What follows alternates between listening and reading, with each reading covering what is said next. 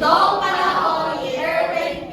Crisostomo, hindi labay isang pagyaw ng panaginip, mga panahong di mawari sa isip, pagsabog ay nasa hangin umiinip, kabog ng dibdib na mayanin sumilip.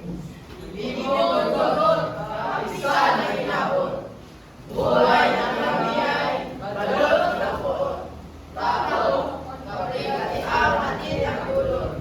Uhaw sa pagbangon, dala ay bangungon. Dusan karansay, hindi magbubura.